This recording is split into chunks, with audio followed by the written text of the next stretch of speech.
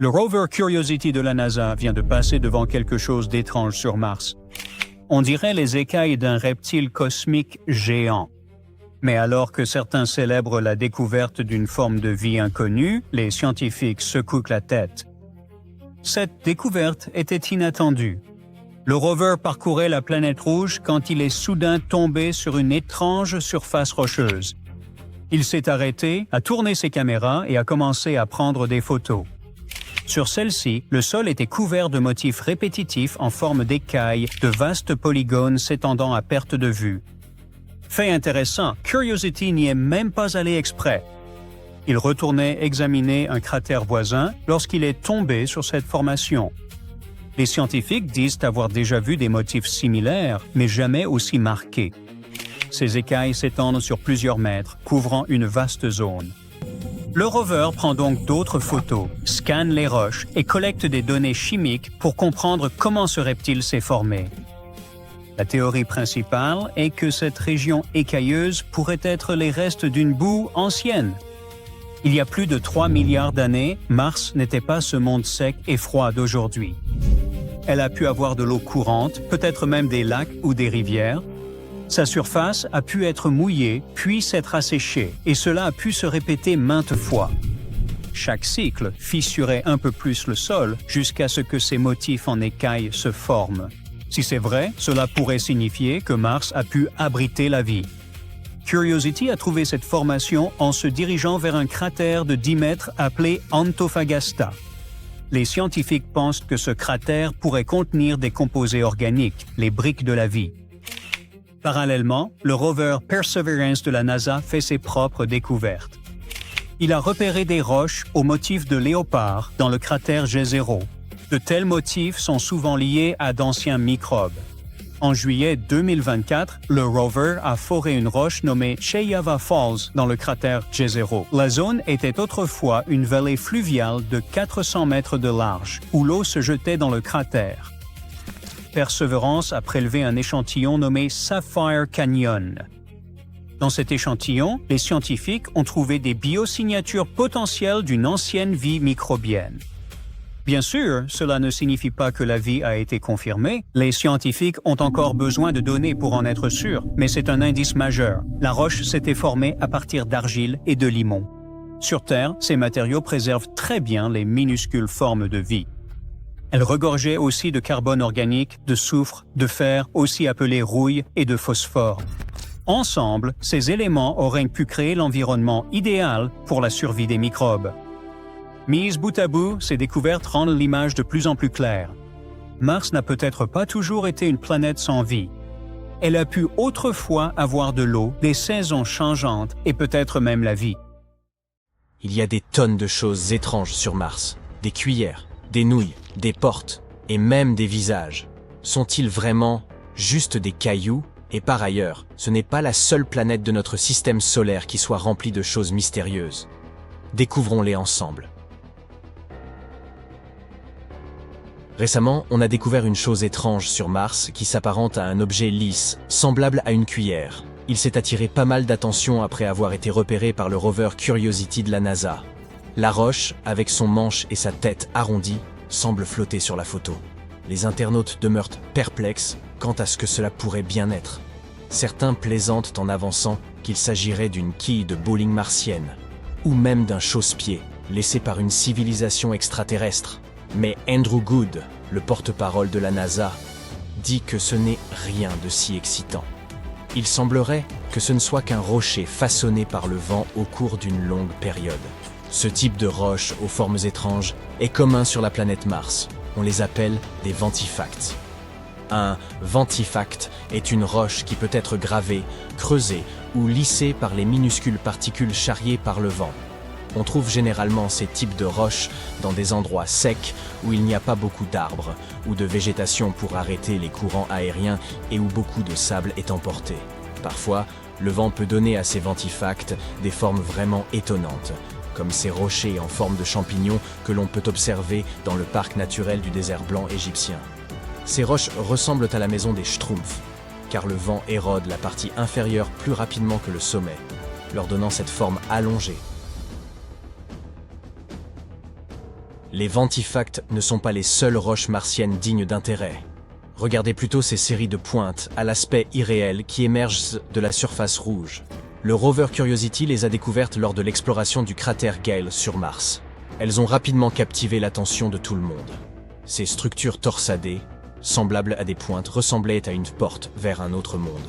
Même l'Institut SETI, une organisation consacrée à la recherche de vie extraterrestre, a bien été forcé d'admettre à quel point cette roche était stylée. Mais en réalité, ce ne sont que des cheminées de faits. Ces pointes hautes et effilées se manifestent lorsqu'une roche dure se trouve au-dessus de couches plus tendres. Il est probable que ces pics martiens ne soient d'autre que le remblai d'anciennes fractures dans la roche sédimentaire, et dont les matériaux plus tendres se sont érodés au fil du temps. On compte également de nombreuses cheminées de faits sur Terre. On les appelle également pyramides, ou demoiselles coiffées.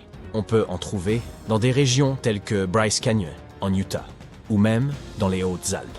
La NASA s'intéresse à ces structures étranges, car elles pourraient nous aider à en apprendre davantage sur l'histoire du cratère Gale. On a aussi aperçu un rocher qui ressemblait à un beignet à la confiture.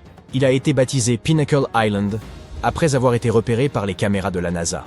Néanmoins, seulement 4 jours auparavant, il était introuvable. Alors, comment est-il magiquement apparu ? Eh bien, sans la moindre surprise, il a simplement été délogé par l'une des roues du rover Opportunity pendant qu'il traversait le terrain. Mais le mystère continue de planer autour de ce fameux beignet. Les analyses ont révélé que Pinnacle Island contenait des niveaux étonnamment élevés de soufre et de manganèse. Or, ces deux éléments sont solubles dans l'eau. En d'autres termes, de l'eau martienne aurait pu introduire ces éléments à l'intérieur même de la roche. Ainsi, cette petite chose a soudainement causé un certain scandale, ainsi qu'un procès intenté contre la NASA. Un homme soutenait que l'agence avait négligé la possibilité qu'il s'agisse, là, d'un authentique champignon martien. Mais toutes nos trouvailles ne sont pas d'ordre naturel. Une autre découverte déconcertante a été cette chose repérée par Perseverance. Ça ressemble à des spaghettis ou à de la ficelle emmêlée. À l'inverse du beignet mentionné plus tôt, cet objet mystérieux est apparu dans une image saisie par la caméra du rover, puis a disparu dans le sol sablonneux en seulement quelques jours. Il semblerait qu'il puisse d'agir des débris du système d'atterrissage du rover martien. Perseverance a atterri dans le cratère G0 en février 2021. Il a connu un atterrissage difficile et a accidentellement dispersé des débris tout autour de lui. Certains de ces débris apparaissent dans les images du rover depuis un certain temps maintenant. L'objet qui ressemble à un fil n'est probablement qu'un morceau de dacron déchiqueté, qui est un type de fibre utilisé dans les couvertures thermiques. Ces couvertures aident à réguler la température des équipements pendant l'incandescent processus d'entrée dans l'atmosphère martienne. Il a probablement subi une déchirure et des dommages significatifs en raison des forces à l'œuvre pendant l'atterrissage. Les couvertures thermiques se perdaient pas mal de choses à l'époque, comme ce morceau de feuille brillante repéré en juin par exemple. L'astromobile l'a retrouvé sur un rocher. Ce qui est remarquable, c'est la distance que certains de ces débris ont parcouru.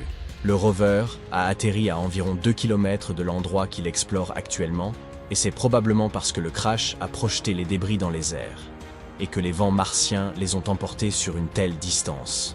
Mars est connu pour ses vents violents, qui peuvent déplacer les objets les plus légers. Toutefois, s'il est amusant de les découvrir à l'écran, des inquiétudes persistent au sujet des débris et autres déchets abandonnés sur Mars. Nous n'avons même pas réglé ce problème sur Terre, et nous sommes déjà en train de le reproduire sur Mars. Les débris que nous avons laissés sur la planète rouge s'accumulent déjà dans une zone baptisée Ogwallow Flats. De plus, ces détritus peuvent accidentellement contaminer les tubes d'échantillonnage utilisés pour collecter les roches martiennes. Jusqu'à présent, la NASA ne semble pas trop inquiète à ce sujet, mais ils gardent un œil attentif dessus pour prévenir tout problème avec leurs engins. Maintenant, que diriez-vous d'examiner non pas des choses, mais des animaux ? Le rover Curiosity a causé le plus grand émoi lorsqu'il a photographié une chose qui ressemblait à un rat martien. Certains ont commencé à spéculer qu'il pourrait s'agir d'une trace de vie extraterrestre, ou même que ce rongeur ait été apporté par Curiosity. Mais le rat de Mars, une fois de plus, s'est avéré n'être qu'un étrange caillou. Il ne devait son aspect qu'à des processus naturels, comme l'érosion éolienne et l'abrasion mécanique. Nous avons également découvert plusieurs choses qui nous rappellent des asticots.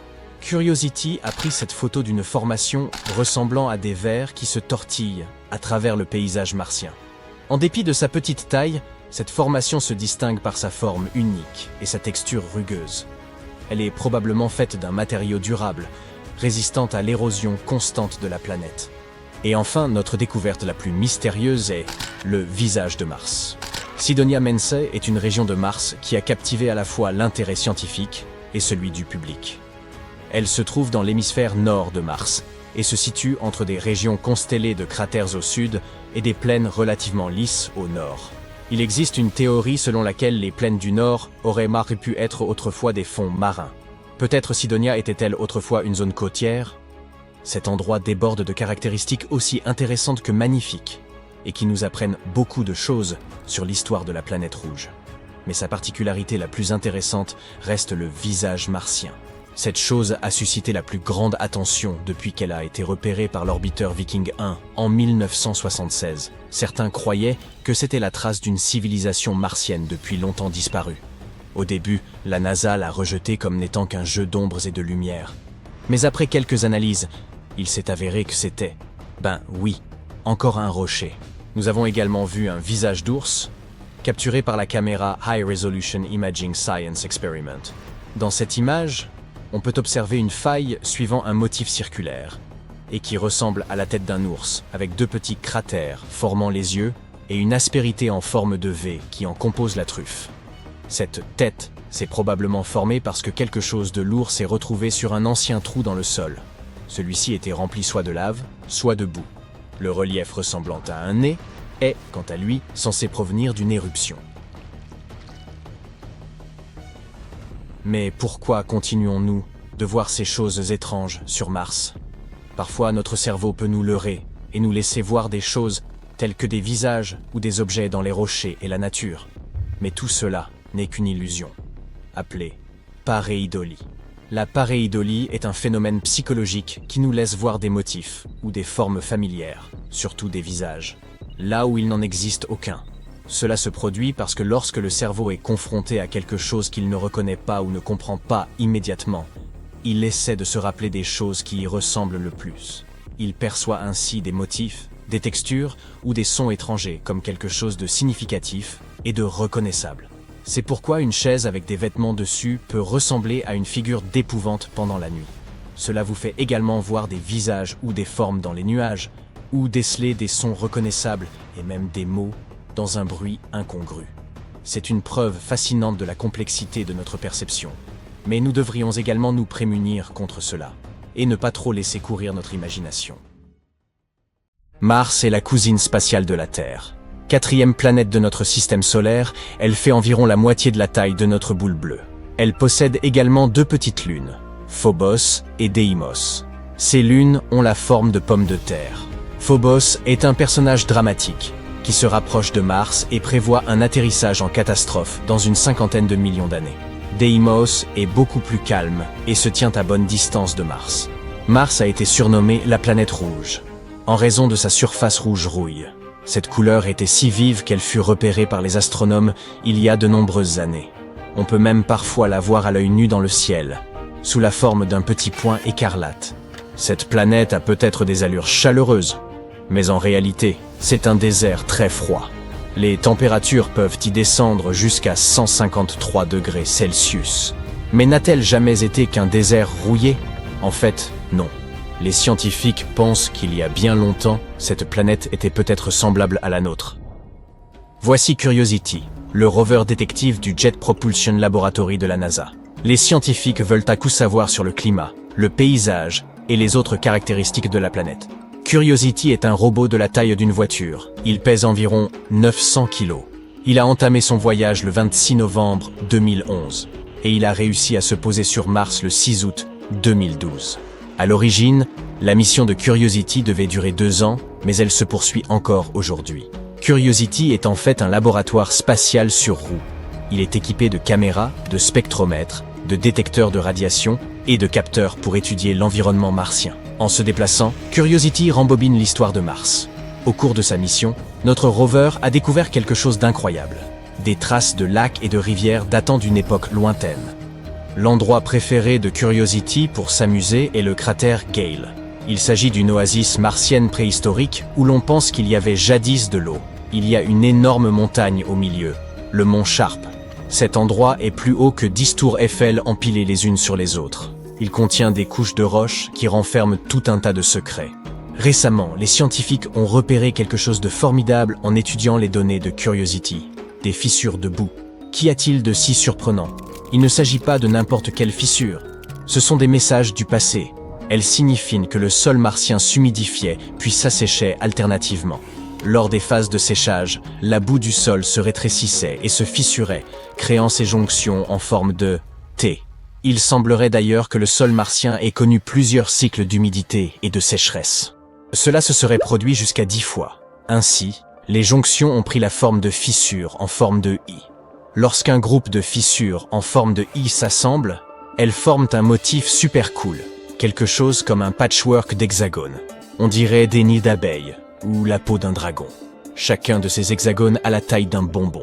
Des cycles similaires se sont produits sur Terre, et ils sont liés à l'apparition de la vie. Lorsque l'eau s'assèche, elle laisse derrière elle des substances concentrées qui sont propices aux réactions chimiques. Et ces réactions pourraient être celles qui donnent le coup d'envoi biologique. Ces hexagones existent depuis très longtemps, des milliards d'années. Cela signifie que Mars a déjà eu un climat semblable à celui de la Terre, et peut-être même de la vie. En fait, la planète rouge présente même des traces d'eau à l'heure actuelle, sous la forme de glace cachée au pôle. Mars possède un pôle nord et un pôle sud qui, comme sur Terre, sont des calottes glaciaires. Imaginez la calotte nord comme une grande crêpe glacée d'environ 1000 km de large. La calotte sud est un peu plus petite, environ 350 km de large. Mais sa couche de glace est plus épaisse, un peu comme une boule de neige dotée d'une solide enveloppe. Lorsque c'est l'hiver au pôle, la nuit est incroyablement longue. Il n'y a aucune lumière, et l'obscurité est glaciale. Pendant ces périodes, environ 30% de l'air se transforme en CO2 gelé, de la glace carbonique, comme celle que l'on voit souvent dans les films d'horreur. Mais lorsque la lumière du soleil vient réveiller les pôles, cette glace sèche se transforme à nouveau en gaz. Tous ces cycles de gel et de dégel produisent des nuages et du givre, comme sur Terre. Une fois, un rover nommé Opportunity a même surpris des nuages de glace d'eau. Mais cela ne signifie pas nécessairement que Mars était autrefois prospère comme la Terre. La vie a besoin de plus que de simples cycles d'humidité et de sécheresse pour apparaître. Elle a besoin d'une atmosphère adéquate et d'autres ingrédients spécifiques. Nous ne sommes pas sûrs que Mars disposait de tous ces éléments. Et même si c'était le cas, rien ne permet d'affirmer que la vie s'y est réellement développée. Mais cela soulève une autre question très importante. Mars a-t-elle un jour abrité de minuscules créatures vivantes? Curiosity n'est pas le seul robot à tenter de répondre à cette question. Il y a aussi un rover appelé Perseverance. Il tente de trouver des indices sur la vie martienne. Il creuse dans un ancien cratère martien, autrefois rempli d'eau. Et, tel un archéologue de l'espace, Perseverance recherche des traces fossilisées d'anciennes créatures. Et le plus drôle, c'est que certains scientifiques pensent que nous avons découvert ce qu'il y avait à découvrir il y a près d'un demi-siècle. Mais que malheureusement, nous avons accidentellement détruit ce que nous avions trouvé. Cela s'est produit avant même que Curiosity ne commence à rouler sur Mars. Dans les années 80, 2 atterrisseurs de la NASA, Viking 1 et Viking 2, ont fait une halte sur la planète rouge. Ces atterrisseurs ont pris un selfie. Puis ils ont également fait des expériences bizarres sur le sol martien. Tout cela dans le but de trouver des signes de vie. Ce qu'ils ont trouvé, c'est une substance organique étrange appelée perchlorate. Il s'agit d'un composé que l'on utilise dans les feux d'artifice ou le carburant des fusées. Mais la plupart des résultats ne semblaient pas très prometteurs. Ils ont même mélangé de la terre avec de l'eau et des nutriments, espérant que s'il y avait des microbes martiens, ils se nourriraient de ces substances et produiraient des gaz radioactifs. Malheureusement, cela ne s'est pas produit. Voici maintenant le problème. Certains scientifiques pensent que l'eau ajoutée à l'époque a peut-être détruit ces petites créatures martiennes. Les pauvres microbes qui traînaient là ont soudain été aspergés d'un liquide bizarre. Une telle situation ne serait pas très agréable pour les microbes terrestres.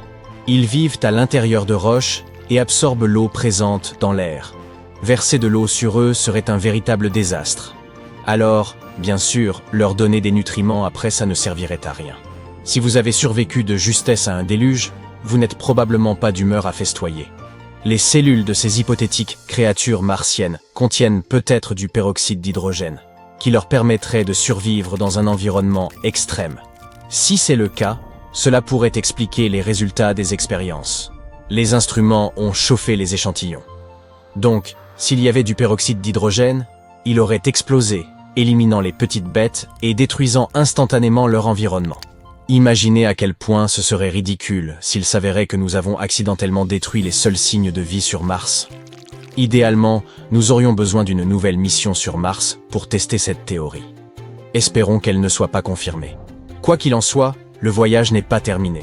D'autres missions sont prévues pour Mars, et l'homme pourrait même un jour visiter cette planète. La prochaine mission est le Mars Sample Return. Il s'agit d'un projet collaboratif super cool entre la NASA et l'ESA. Elle s'associe pour ramener des souvenirs de Mars, collectés par le fidèle rover Mars Perseverance de la NASA.